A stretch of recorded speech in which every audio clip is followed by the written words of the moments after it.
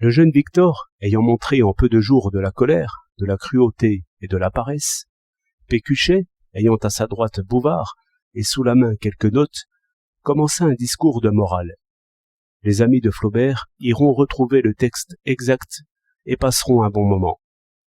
Mais je crains que la satire de Flaubert manque le but. Un académicien disait, parlant de Bouvard et de Pécuchet, « Ces deux imbéciles ne m'intéressent pas. » Mais celui qui ne se sent pas mordu au vif n'a pas bien lu le livre.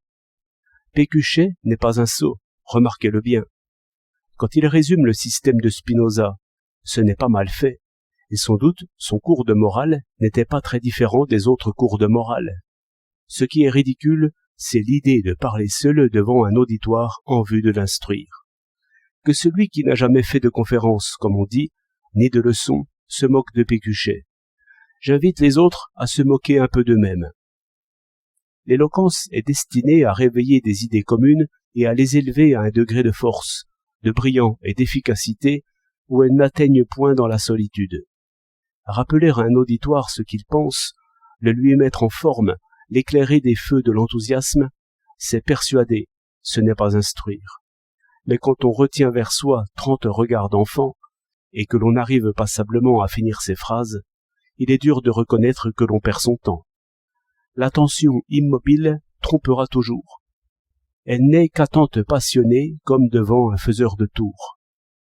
Le périlleux exercice qui consiste à parler sans arrêt ni accident éveille toujours l'étonnement et souvent l'admiration.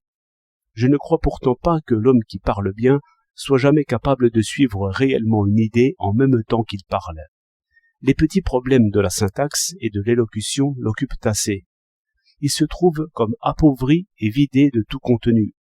Dans un désert de forme, il s'avance. Il a grand besoin de cette attention qu'il cherche sur les visages.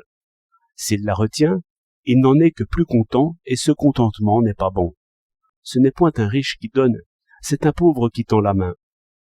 Un sage, et sans aucun mouvement d'envie, je crois, trouverait à dire, d'un brillant professeur, ceci.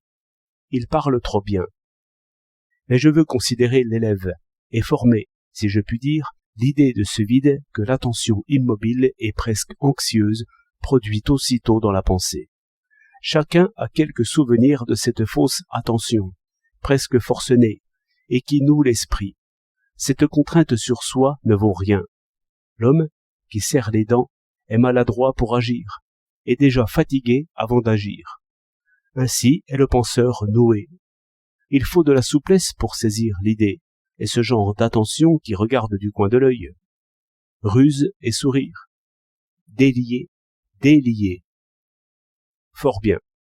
Seulement, si vous laissez courir l'auditoire, surtout jeune et riche de force, il n'apprendra rien non plus. Mais j'aperçois une autre méthode de délier qui est l'action familière. Lire et relire, réciter, encore mieux, écrire, non point vite, mais au contraire avec la précaution d'un graveur. Tracer de belles marges sur un beau cahier, copier des formules pleines, équilibrées, belles. Voilà le travail heureux, assoupli, qui fait le nid pour l'idée. Il y a une gymnastique de l'écriture, qui est visible dans la forme et le tracé, et qui est un signe de la culture, mais d'abord une condition de culture.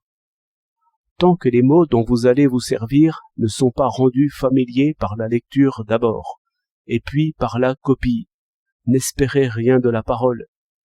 Et vous-même, beau parleur, écrivez au lieu de dire. Ce tableau noir n'est pas bon seulement pour la géométrie, rude épreuve, mais je vous vois pressé et enchaîné. Écrivez donc en majuscule, comme si vous graviez une inscription dans le marbre. Ainsi votre pensée devient objet pour vous et pour tous. Et l'attitude qu'ils prendront pour copier à leur tour les dispose justement comme il faut pour vous comprendre.